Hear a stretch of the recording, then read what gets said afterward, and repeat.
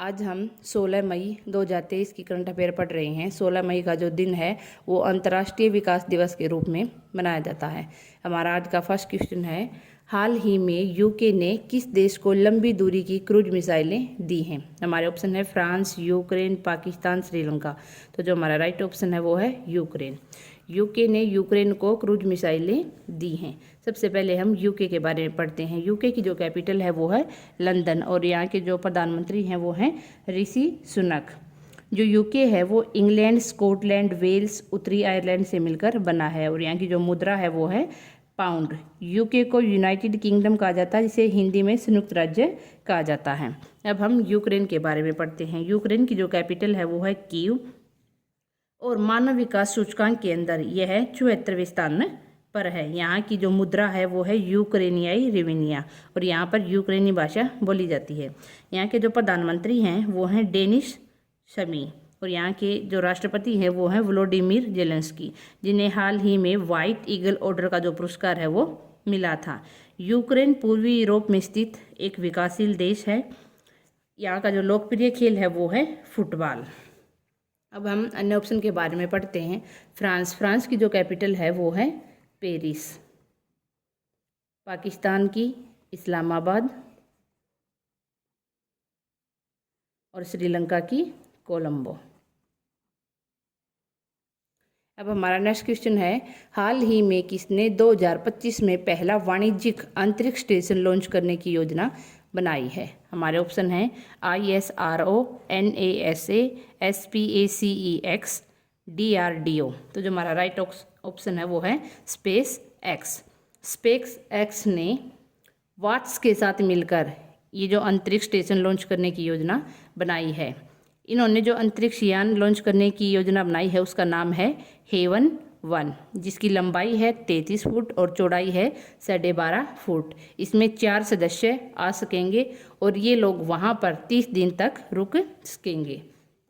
जो space x की जो शुरुआत है वो एलोन मस्क ने 2002 में एक प्राइवेट कंपनी और अंतरिक्ष यान कंपनी के तौर पर की थी। इस कंपनी में रॉकेट उपग्रह को अंतरिक्ष में भेजने का काम किया जाता है।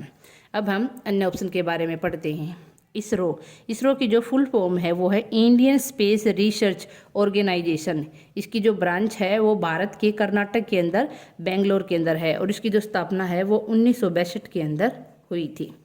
NASA, NASA, national aeronautics and space administration, इसकी जो स्थापना है वो 1958 के अंदर की गई थी और इसका जो मुख्यालय है वो वाशिंगटन DC के अंदर है।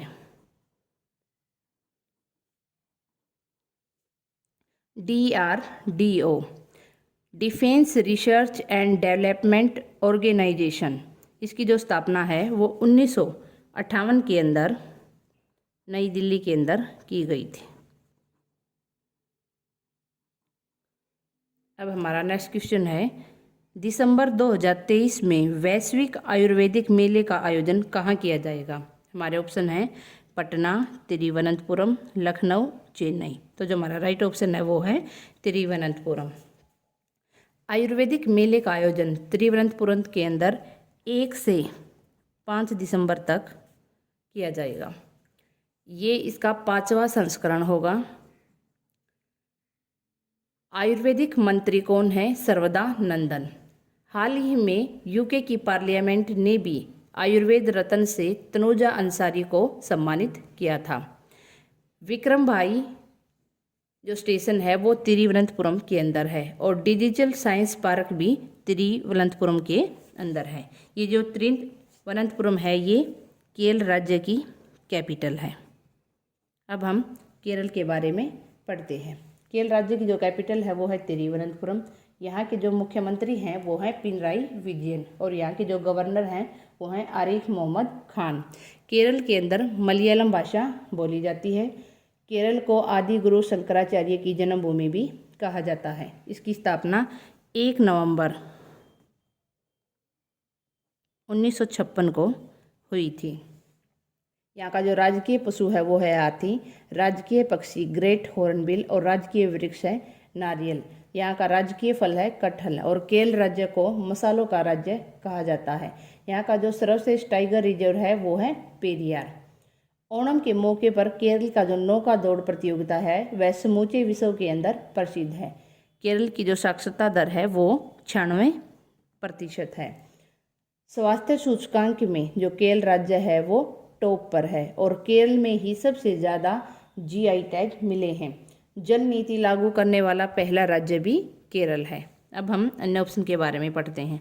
ये जो पटना है ये बिहार राज्य की कैपिटल है, लखनऊ उत्तर प्रदेश की, चेन्नई तमिलनाडु की।